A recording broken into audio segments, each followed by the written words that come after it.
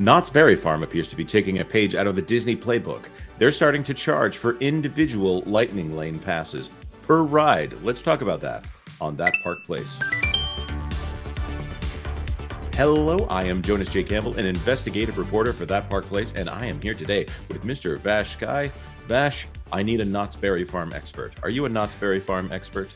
I think I can be your berry farm expert. There you go. I was gonna go Huckleberry, but then I was like, uh-oh, that's not good. So no, that's okay. Yeah, you can be our Huckleberry sure, here, as long as you're not Johnny Ringo dancing on our graves. But let's get to this article out of the Orange County Register. Knott's Berry Farm launches pay-per-ride option to rival Disneyland. Knott's quietly rolls out a new fast lane skip the line option that charges $7.50 and up per individual ride, or as Nelson Peltz likes to call them, leg breakers. It was one of my favorite gaffes of the last month.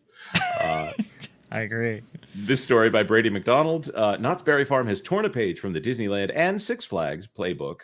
By the way, Six Flags, we're going to emphasize that there. And a new paper ride option that will let riders skip the line on the most popular roller coasters and dark rides without paying for an all-day fast lane pass.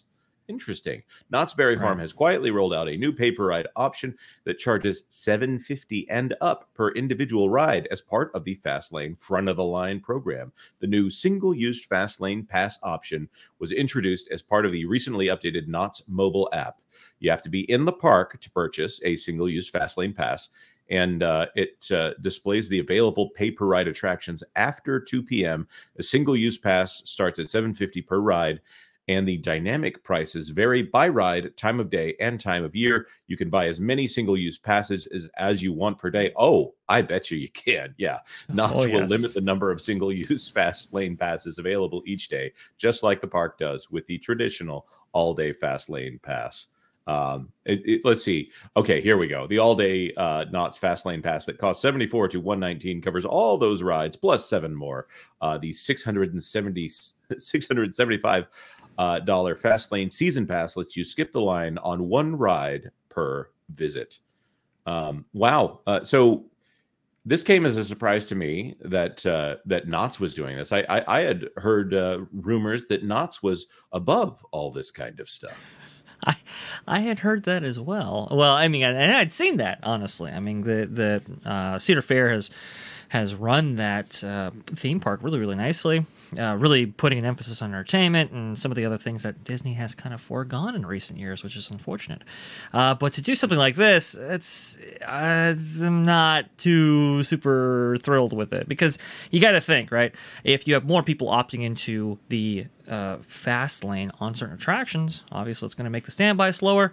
As people have been pointing out in terms of what Disney has been doing with individual Lightning Lane, and obviously that's going to be less of a value for people who have, I don't know, the 675 Fast Lane option for the entire year, for example, right?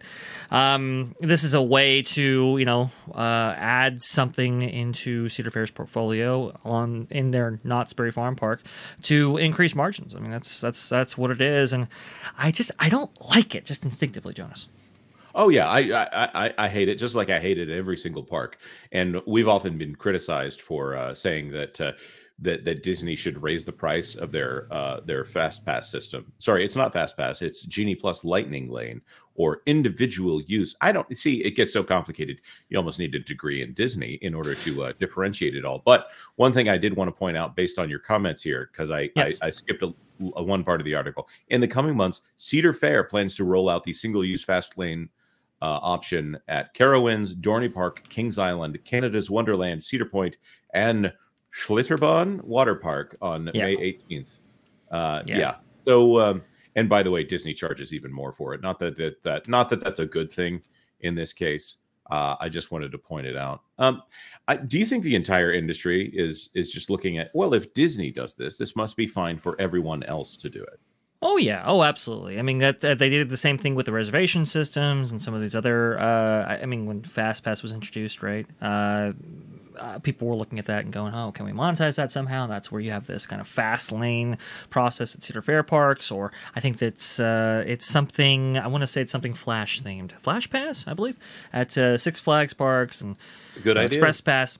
it's you know it's about No, I meant the driving. branding is a good idea. Sorry. yes, yeah. I don't like the idea of skip the line functions. Monetizing an extra part of the park. I told a story on the live stream the other day about going into some attraction at Kings Island that had special glasses that you could buy for $1. Well, they ended up being cheap glasses, and the ride itself ended up being a cheap ride, and all around making me feel stupid for paying the extra money, and also kind of stupid for riding the ride itself. I'm glad I didn't take kids on it, by the way. Yes, yeah, that's very true.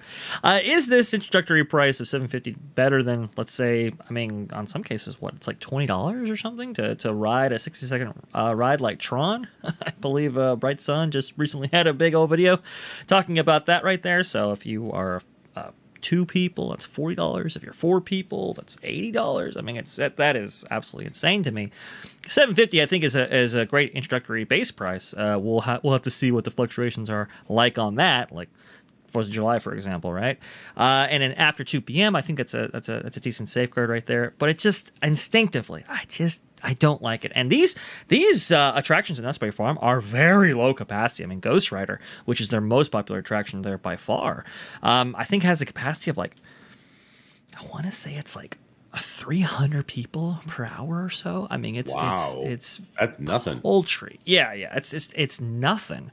Because they're unfortunately Knott's or Cedar Fair has opted for seatbelts and all these checks in terms of getting people on there. You have people that have stuff that they bring, so they have to put it off to the side. It's a whole big thing, and it just slows down the operations of this of these attractions. And now they're crawl, more accelerator, Ghost Rider.